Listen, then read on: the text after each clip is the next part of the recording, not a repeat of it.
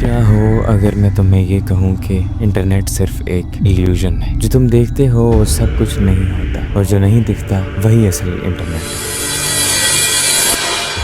हम समझते हैं कि हम सब कुछ देख रहे हैं, लेकिन असल में हम सिर्फ एक अंधेरे में हैं। इस दुनिया में कुछ ऐसी चीजें हैं जो ना हमें गूगल दिखा सकता है, ना ही कोई ऐप हमें वहां तक ले जा सकती। इंटरनेट का असल चेहरा 90s के दौर में शुरू हुआ था। उस वक्त हमने इंटरनेट को सिर्फ एक टूल के तौर पर देखा था, लेकिन वहीं पे कुछ लोग सीक्रेट नेटवर्क्स यूज कर रहे थे। हमारे लिए ये एक न्यू एरा था, जहां हम सिर्फ वेबसाइट्स पर रिसर्च करते थे, ईमेल भेजते थे या सिर्फ अपने दोस्तों के साथ चैट करते थे। लेकिन कुछ लोग जो हमारे आसपास भी थे, कुछ ऐसी चीजें एक्सप्लोर कर रहे थे जो हम सोच भी नहीं सकते। BBS, यूजनेट, फीडोनेट, ये नाम आज भी कुछ लोगों के लिए अननोन है।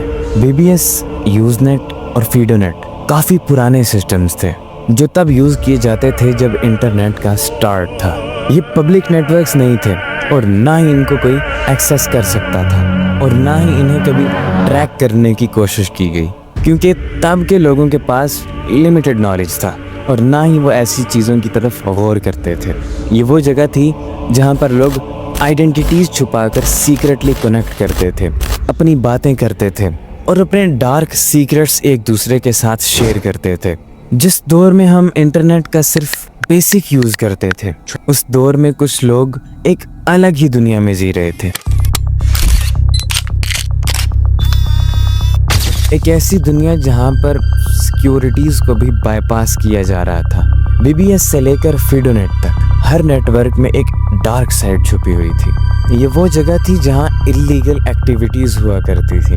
लोग अपने डार्क डिजायर्स को पूरा करने के लिए एनोनिमस होके काम किया करते थे। उस वक्त के लोग ये बात समझ नहीं पाए कि इंटरनेट किस डायरेक्शन में जा रहा है। उनके लिए ये सिर्फ एक फन और एंटरटेनमेंट वाली जगह थी। लेकिन यही वो दौर था जब एक नई दुनिया की शुरुआत होने लगी थी, एक क्राइम की दुनिया। आज से भी कई साल पहले जब इंटरनेट की सिर्फ शुरुआत हुई थी, तो लोग स्नफ फिल्म्स के बारे में डिस्कस किया करते थे। लोग ऐसी चीज़ों के बारे में डिस्कशन किया करते थे जो आज भी इंटरनेट पर छुपी हुई हैं, लाइक रियल लाइफ टॉर्चर्स और किलिंग रिकॉर्ड जैसी चीज़ें। ये सब कुछ तब स्टार्ट हुआ था जब इंटरनेट पर कोई रेगुलेशंस नहीं थी। फीडोनेट एक ऐसा नाम है जो आपने आज तक नहीं सुना होगा। एक ऐसा नेटवर्क है जहां पर हैकर्स और ट्रेडर्स इल्लीगल चीज़ें ट्रेड किया करते थे। ये सिर्फ एक शुरुआत थी जहां पर इंटरनेट का असल चेहरा हम कभी देख ही नहीं पाए। उस वक्त डार्क वेब भी इस इंटरनेट का एक हिस्सा बन चुका था। अगर आप आज भी थोड़ा सा डीप जाएं तो ये चीज़ें अभी भी एग्जिस्ट करती हैं, लेकिन ये सब चीज़ें अब इतनी छुप चुकी हैं कि हम इन चीज़ों को नहीं देख सकते।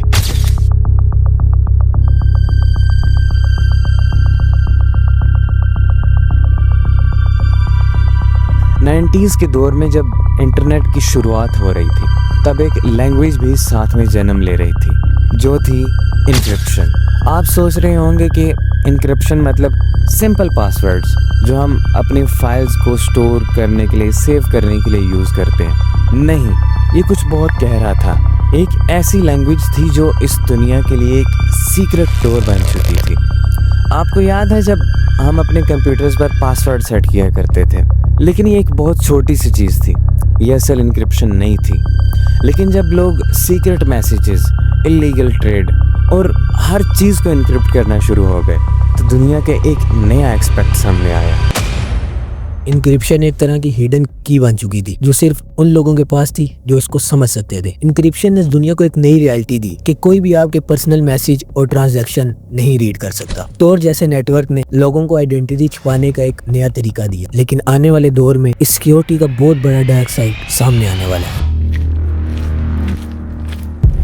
ये इनक्रिप्टेड कम्युनिकेशन डार्क वेब तक पहुंच चुकी थी, जहां क्रिमिनल अपनी इनलीगल एक्टिविटीज को छुपाने के लिए इन सब टूल्स का इस्तेमाल कर रहे थे। आज भी अगर आप देखें तो इन इनक्रिप्टेड टूल्स का यूज इनलीगल ट्रेड्स और क्राइम में किया जाता है, जैसे कि ड्रग डीलिंग्स, हिटमैन सर्विसेज और इनलीगल मार्केट प्लेसेस। इन सब में इनका यूज किया जा रहा था। ये सब कुछ इन्हीं इनक्रिप्टेड टूल की वजह से चल रहा है। उस वक्त इंक्रिप्शन को अपनी प्राइवेसी के लिए बनाया गया था, लेकिन दूसरी ही तरफ उसने एक ऐसी दुनिया को प्रोटेक्ट किया जहाँ सिर्फ क्राइम किया जाता था। आज भी हम जब अपने डाटा को सिक्योर करते हैं, तो हमें ये समझना चाहिए क्या ये टूल सिर्फ हमारी प्राइवेसी के लिए है या फिर हमें एक्सपोज करने के लिए है। इंटरनेट जिसे हमने हमेशा से एक ओपन प्लेटफॉर्म समझा था, जैसा हमें दिखाया भी गया था, उसी से कहीं ज्यादा हमसे छुपाया भी गया था। जब गूगल, याहो और फेसबुक पब्लिक वेबसाइट बन रही थी, उसी वक्त अंडरग्राउंड एक और वेब भी डेवलप हो रहा था, द डार्क वेब। ये वो जगह थी जहाँ कोई रूल नहीं थे, ना सेंसरशिप ना रेवुलेशन, सिर्फ एनोनिमिटी और फ्रीडम। लेकिन कभी कभी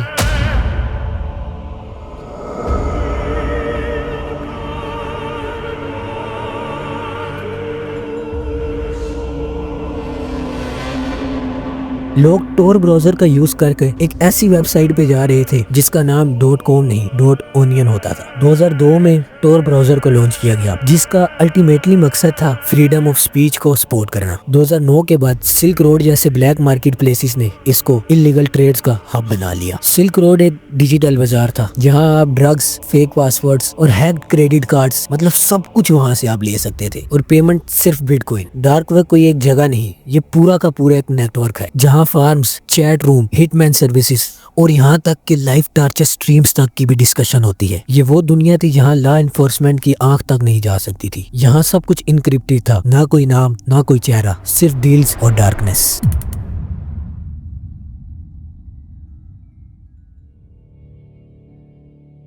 जब हमने सोचा कि इंटरनेट सिर्फ एक नॉलेज का टूल है, वहीं दूसरी तरफ किसी ने इसको वेपन बना लिया। डार्क वेब कोई एक्सीडेंटली डिस्कवर नहीं हुआ था, ये एक स्लो एवोल्यूशन था जहां इंटरनेट अपनी रोशनी से ज्यादा अपने अंधेरों में ग्रो करता था। जब दुनिया इंटरनेट पे फनी वीडियोस एक दूसरे के साथ शेयर कर रही थी, उसी दौरान दूसरी तरफ कुछ लोग क्वाइटली इंटरनेट के रूल्स तोड़ने की तैयारी कर रहे थे। 90s के एंड में और 20s की शुरुआत में साइबर क्राइम एक नई चीज थी। लोगों को ये तक नहीं मालूम था कि उनके कंप्यूटर पासवर्ड तक हैक हो सकते हैं या उनका बैंक अकाउंट बिना किसी गन के भी लूटा जा सकता है। क्रिमिनल्स गन्स के बजाय कीबोर्ड्स का यूज किया करते थे, एक स्क्रीन के पीछे छुपे हुए हैकर्स जो बिना ट्रेस हुए किसी भी सिस्टम के अंदर घुस सकते थे। कुछ ऐसे भी हैकर्स थे जिन्होंने सिस्टम के खिलाफ आवाज उठाई। एनोनिमस जैसे ग्रुप्स ने गवर्नमेंट के सीक्रेट्स को लीक किया और बड़े बड़े कारपोरेट सर्विस को एक्सपोज किया। लेकिन यहाँ सवाल ये है कि ये फ्रीडम ऑफ स्पीच थी या फिर एक क्राइम। ये लोग डिजिटल दुनिया के विलन्स बन चुके थे। कई लोगों के लिए ये लोग हीरोज भी थे और वहीं दूसरी तरफ कई लोगों के लिए ये लोग नाइटमेयर्स भी बन चुके थे।